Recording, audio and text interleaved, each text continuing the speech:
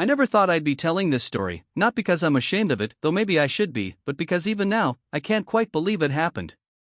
It's one of those nights that creeps up on you when you least expect it, something so out of the ordinary, so far beyond the boundaries of what you ever imagined you'd do, that you almost feel like it wasn't even you in the moment.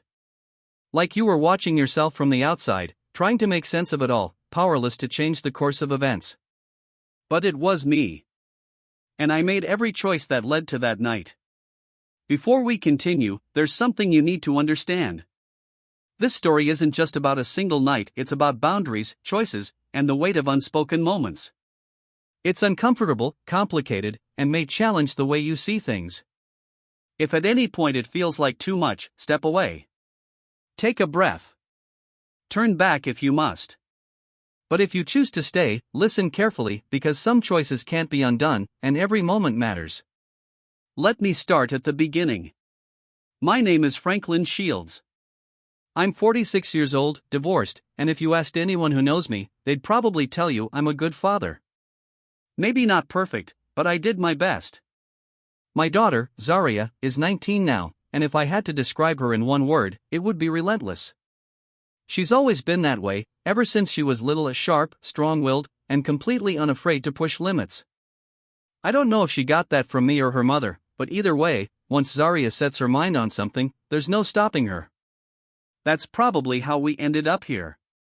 We've always had a different kind of relationship, one that most parents and kids don't have. There were no secrets between us, no awkward silences or unspoken rules about what we could and couldn't talk about. She never had to hide things from me, and I liked it that way. Maybe I was a little too open, a little too easygoing, but after the divorce, I didn't want to be the kind of father she only came to when she was in trouble.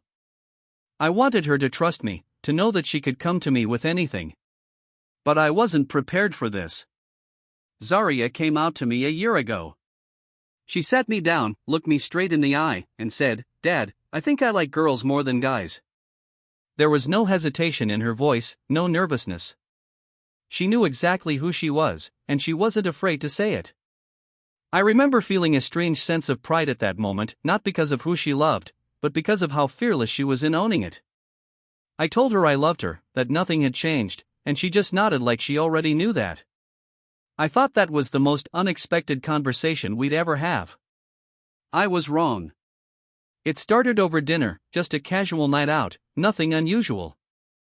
We were sitting in a booth at one of those quiet little diners with neon lights flickering outside, the kind of place where the coffee is always burnt and the waitress knows your order before you even sit down.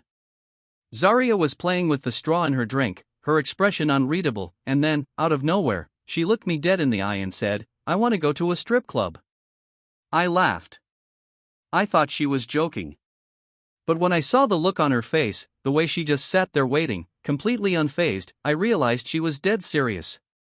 I tried to shut it down immediately.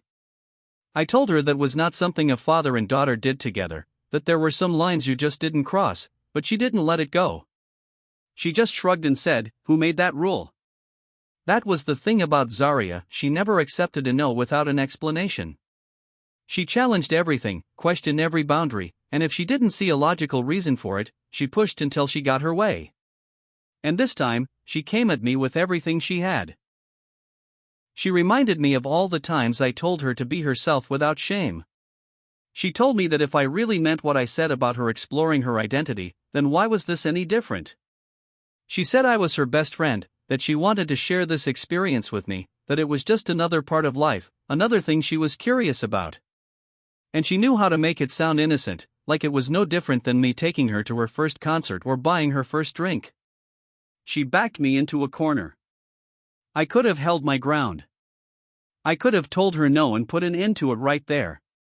But the truth is, some part of me, some small, quiet part one didn't want to acknowledge, was curious too. Not about the club itself. I'd been to places like that before, back in my younger days. But about her. About what she would think.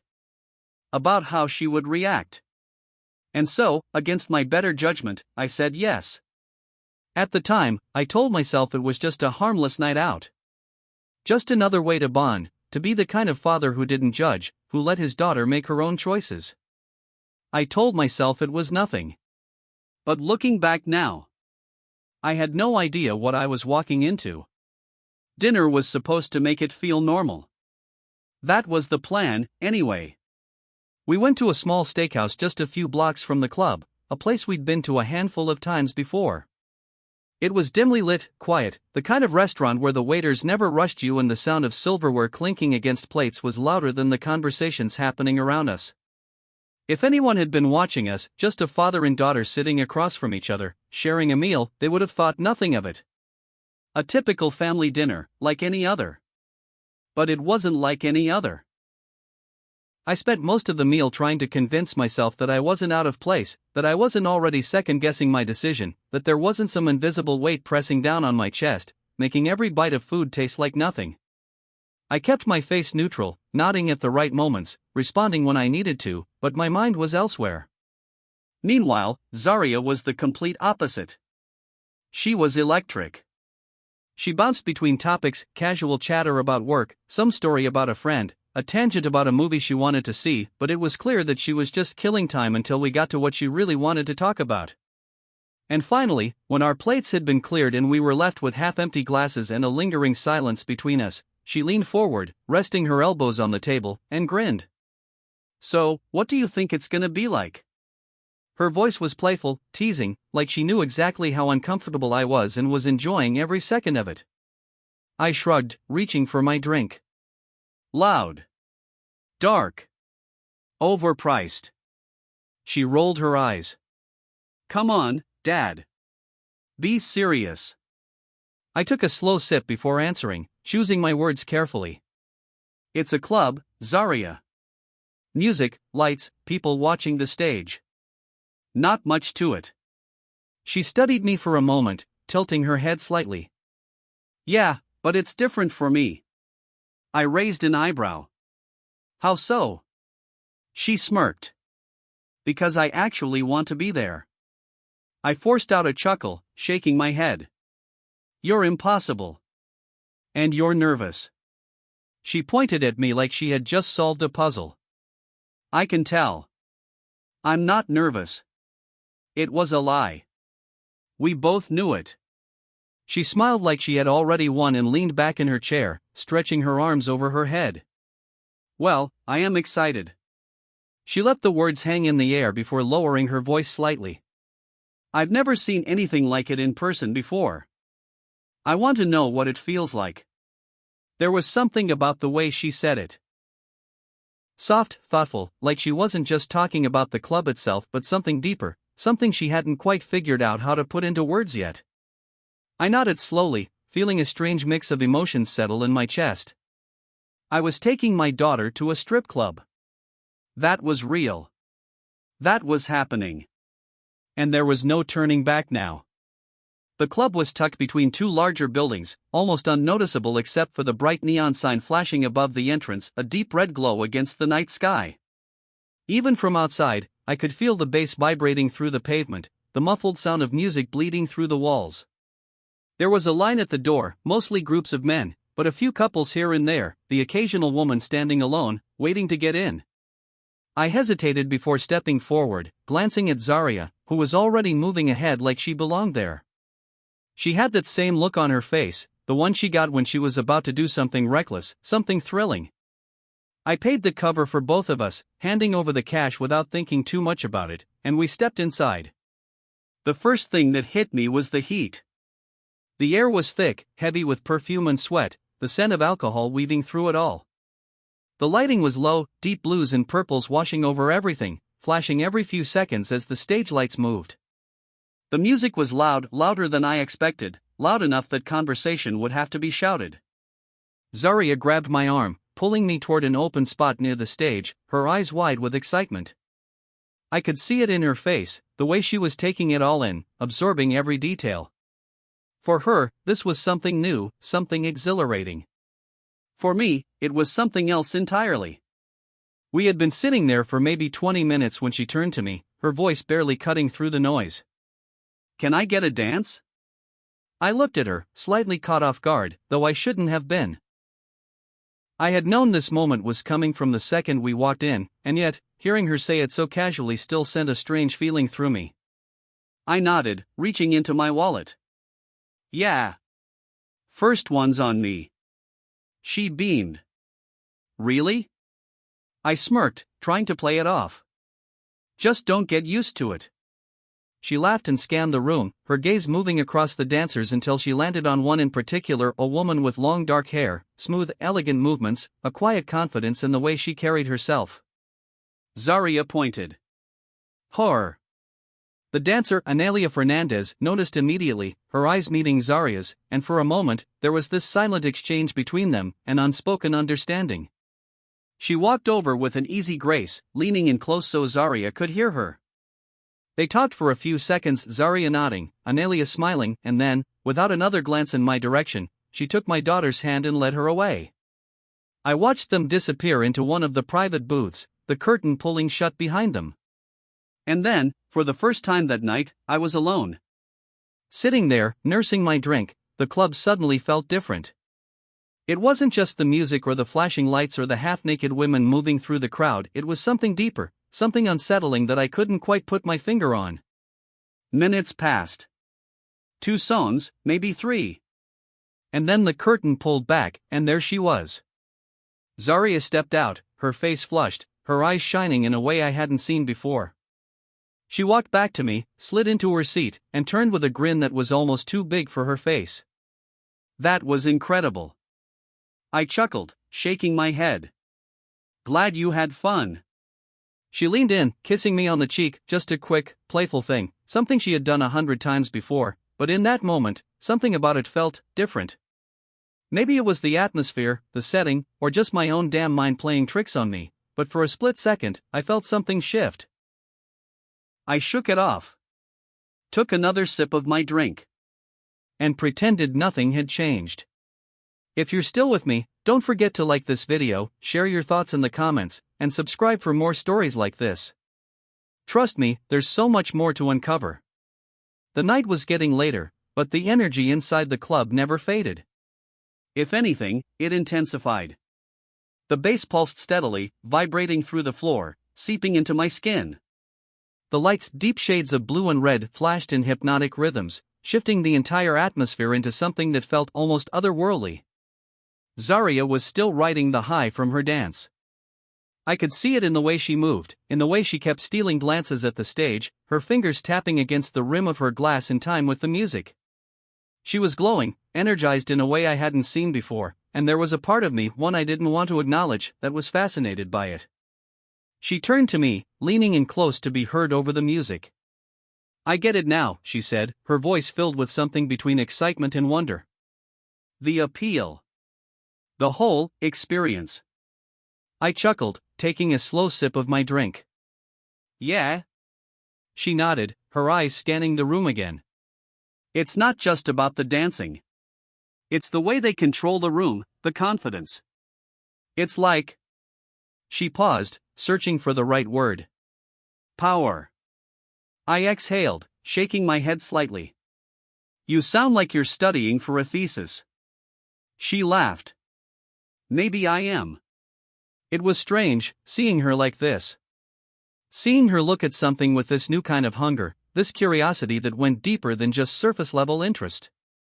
For her, this wasn't just a night out. It was a discovery. We settled into a comfortable silence for a while, watching the stage, the dancers moving like liquid under the flashing lights, the crowd swaying in a haze of alcohol and low conversations. The intimacy of the moment crept in slowly, unnoticed at first. The club had a way of making the outside world feel distant, unreal. Here, under the weight of the music and the dim glow of neon, things felt different, blurred, almost. At some point, I placed a hand on her thigh. It wasn't intentional. Just a simple, instinctive gesture of fatherly reassurance, a silent acknowledgement that I saw her happiness and was glad she was enjoying herself. But instead of moving away, she let it rest there. Not only that, but she placed her own hand on top of mine, fingers lightly tracing absent-minded circles against my skin. A flicker of something, subtle but undeniable, ran through me. I should have pulled away. That would have been the logical, rational thing to do. But I didn't. I told myself it was nothing. Just the atmosphere, the drinks, the heat of the room pressing in from all sides. But deep down, there was a discomfort stirring, something crawling at the edges of my mind, warning me that this moment, this feeling, wasn't as simple as I wanted it to be. I shifted slightly in my seat, clearing my throat, but Zarya didn't seem to notice my hesitation. Or if she did, she didn't care. She was lost in the moment, absorbed in the energy of the place. She took another sip of her drink and exhaled, leaning back against the plush leather of the booth, her hand still resting lightly on mine. And then she spoke, her voice soft, thoughtful. "You ever wonder what life would be like if things were different?" I frowned, turning my head to look at her. "What do you mean?" She shrugged, keeping her gaze fixed on the stage. "I don't know. If people didn't expect things to be a certain way. If there weren't all these rules about what's normal and what's not." Something in my stomach twisted. I forced out a chuckle, trying to keep my voice steady. "That's a dangerous line of thinking." She finally looked at me then, her expression unreadable. "Is it?" I held her gaze for a moment, searching for something. Some sign that this was just playful, just meaningless bar conversation. But there was something else lurking behind her words, something heavier. I turned back toward the stage, breaking the moment. "We should probably head out soon." She didn't answer right away. Instead, she leaned in a little closer, her voice barely above a whisper. "Are you uncomfortable?" I laughed lightly, but it was forced. "A little." She smirked. "That's okay." Silence settled between us again, thick and weighty. The truth was, I didn't know what I was feeling anymore. The night stretched on. The dancers continued their routine, the music pulsed, and the drinks kept coming. The crowd around us ebbed and flowed, people coming and going, but we remained in our little corner, caught in something that neither of us wanted to acknowledge. Zarya's hand stayed on my leg. At first, I told myself she wasn't thinking about it, that it was just an absent-minded gesture, nothing more. But then, slowly, almost imperceptibly, her fingers moved. A small shift, barely noticeable, but enough that I felt it. A slow inhale. A moment suspended between reality and something else. I was acutely aware of every detail, the warmth of the room, the weight of the bass vibrating in my chest, the way my body was responding to something that should have never even been a thought in my mind. I told myself to move. To shift away, to say something that would break whatever strange undercurrent had settled between us. But I didn't. Or maybe I couldn't. Zarya exhaled softly, her fingers still tracing along the fabric of my pants. Her body was relaxed, her posture casual, but there was an undeniable awareness in her movements. A deliberate slowness. A quiet testing of boundaries. My mind was at war with itself. This is nothing.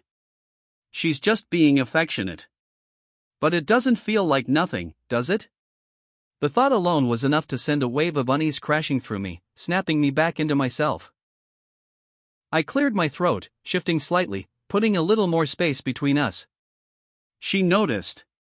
Her lips twitched into a faint smile, amused but not surprised. She leaned back against the booth, stretching her arms over her head, letting the moment dissolve as easily as it had formed. I exhaled slowly, running a hand over my face. "We should get going soon." She smirked, tilting her head slightly. "Yeah. Probably." But neither of us moved. And for the first time that night, I wondered if leaving would really change anything. This section focuses on internal conflict, blurred boundaries, and psychological tension while keeping everything subtle and emotionally driven. It flows naturally from the previous sections while maintaining the educational aspect, showing the weight of choices, the consequences of pushing limits, and how easily lines can be blurred in the wrong circumstances. Would you like to make any adjustments, or should we move forward with the next part? A voice cut through the thick, pulsing atmosphere, snapping me out of whatever daze I had fallen into. "Can I get you to another round?" I blinked, the words registering in fragments. The waitress stood beside our table, her notepad poised, waiting for an answer. She was young, maybe mid-20s, with tired eyes that had likely seen more than she cared to admit. Her presence was a sudden, jarring reminder of where we were, of what had just been happening between us. I swallowed hard, feeling the weight of something heavy settle in my chest. What the hell am I doing? The thought came fast, unfiltered, louder than the music blasting through the club's speakers. It was like waking up from a dream and realizing you weren't asleep to begin with. The dim lighting, the scent of perfume and alcohol, the sound of laughter and muffled conversation, it had all created this strange, surreal bubble, but the moment was cracking now, and reality was starting to seep in.